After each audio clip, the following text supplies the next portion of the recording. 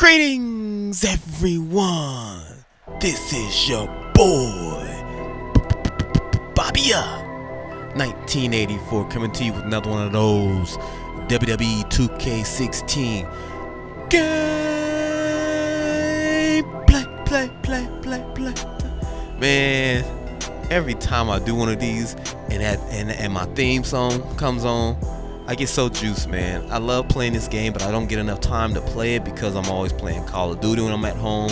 But I'm still enjoying this game, and I'm trying, folks. I'm just getting all discombobulated. I don't know if it's the holiday season or what, but it's getting so hard to get these out on a regular day because they're supposed to come out every Tuesdays and Thursdays, but I'm struggling. So hopefully after the holidays and once the new year is over, we start the new year, I can get back to dropping these every Tuesdays and Thursdays because I love talking about wrestling, and I love going to the comment section and reading you guys' comments and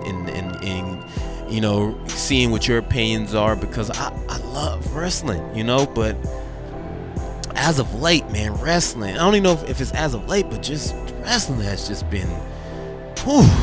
Now, I usually don't get to watch Raw and SmackDown. I get to, because I'm busy and I'm not at home because, for me, I don't get off work to 6:30. And I'm on the West Coast, so by the time I get home, a lot of these shows will be about to go off, especially Raw. Raw's going off at 8:05 my time, so I usually don't get home till about 7:45, so I usually can catch some of it. But I tend to watch a lot of the WWE's YouTube channel to see highlights of what happened. And now you guys all know the next pay-per-view was tables, ladders, and chairs and stairs, or was that just last year? I know it's tables, ladders, and chairs. But we got World Heavyweight Champion Sheamus going up against I hate saying his name because I don't want to throw no shade his way, but Roman Reigns for the heavyweight title.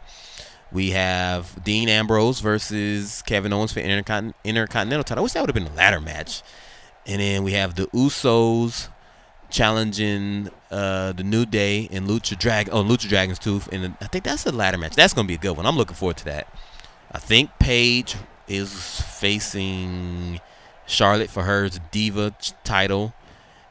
Tyler Breeze, I guess, is facing Dolph Ziggler again for some oddball reason. And who else? Am I missing someone? Hell, I wouldn't be surprised if that was all the matches.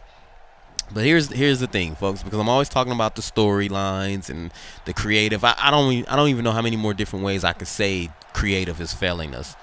Now, I watched that last segment of Raw, and oh my gosh, I don't even know if I should place the blame on Roman Reigns or creative, but that promo between he and Sheamus just went on far too long. Oh my gosh, and I'm having nightmares about tater tots now. Thank you, Roman Reigns, or whoever decided that to go with that.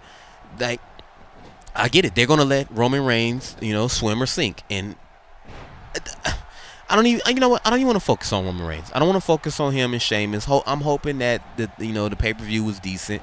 But here's the thing, guys. I was thinking about this the other day, and this is what the topic of it is gonna be. What are my favorite storylines / feuds, and I'm leaning more towards the storylines, some of the ones that I grew up enjoying, and because this is what happens. They actually repeat a lot of these storylines over and over and over, and I just think it's the execution or lack thereof it that's the issue.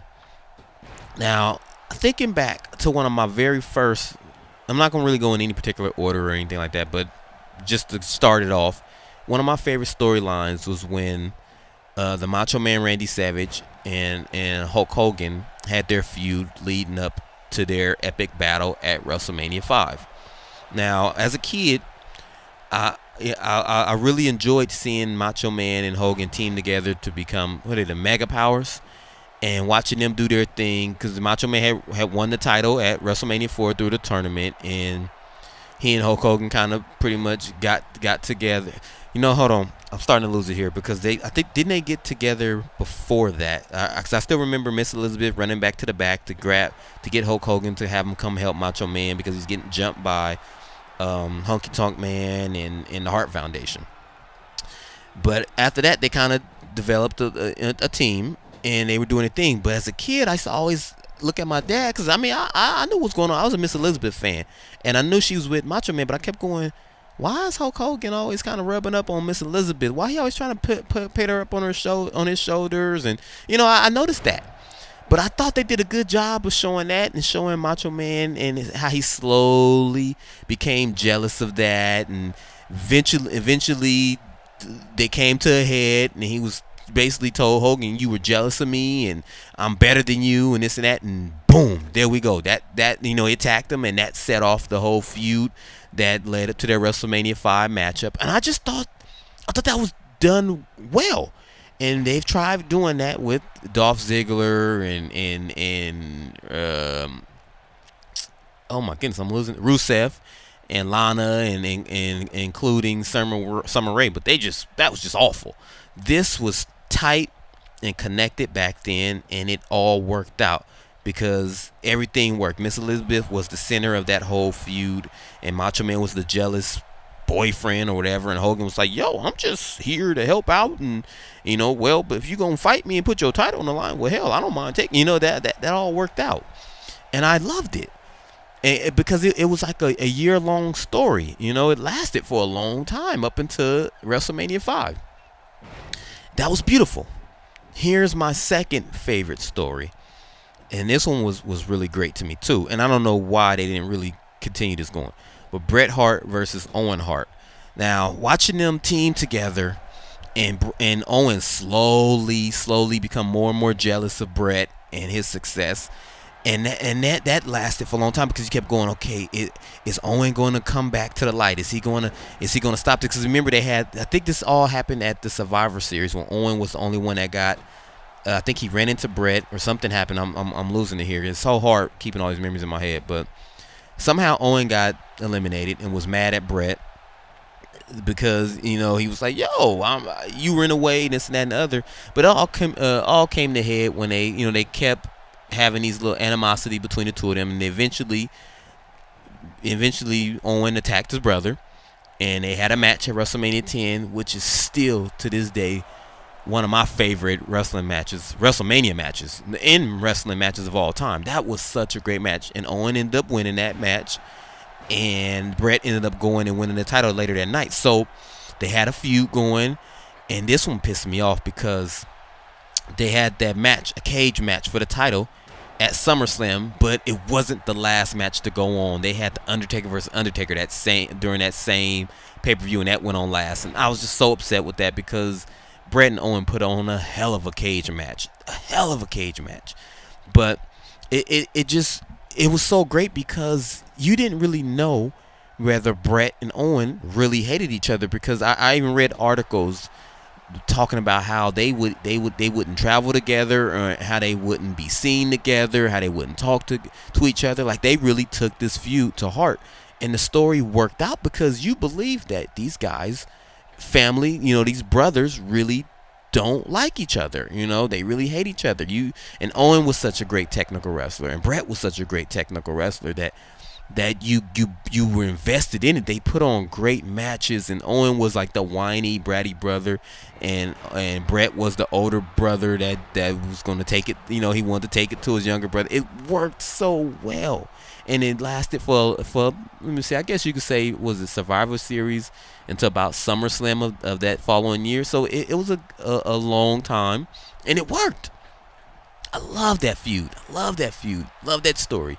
And again, that's been done plenty of times. Undertaker and Kane has done it. They even did it with Friends, where Shawn Michaels and Marty Jannetty, like they've done this story over and over. So it's not. I don't think it's the writing. It's just the execution of these stories and these feuds, where the creative team is lacking now. Because here's another one. This is one of my favorite ones, and it's the most recent one. Daniel Bryan's rise to the top against the Authority. Are they not doing that again? They're doing it now with Roman Reigns. The only problem is no one sees Roman Reigns as an underdog like they saw Daniel Bryan, because yes, it was a story, it was an angle, but at the same time it felt so real and so genuine, because Daniel Bryan was the independent guy who has the fans, he grew his fans organically, and he was really being told by Stephanie McMahon and Triple H that he's a B+ player. He's never going to be the face of the company. He's always going to be the B+ guy. He's not the guy that the authority want.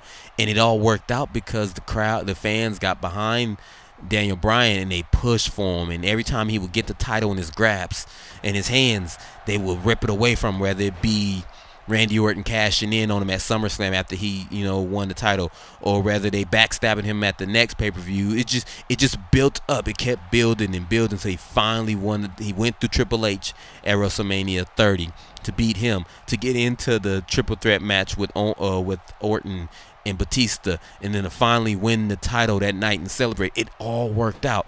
And like I said, they're doing the same thing, but they're doing it with Roman Reigns, and it doesn't work because when I see a 6'3", 265-pound man come in and just steamrolling people, and has been steamrolling people since his singles career start, how do you expect me to see him as an underdog like that? It just doesn't work for him, and that's where I say creative is just struggling with this situation. And I feel like I sound like a broken record because I say the same thing pretty much every commentary, and I'm sorry that I keep dwelling on these same topics, but as a wrestling fan, these are the things, especially in the WWE, that's at the top of the list for me. And Roman Reigns is up there because he's in the main event, and they're trying so hard to push him as the guy, as the face of the company, and it's just so frustrating because yes, Roman Reigns is a hard worker. He works his butt off. I'm not going to take that away from him.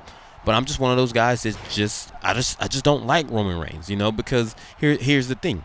For one, they'll say, "Oh, well, Cesaro he can't talk and do promos, and he doesn't have that it factor." But yet Roman can't talk either.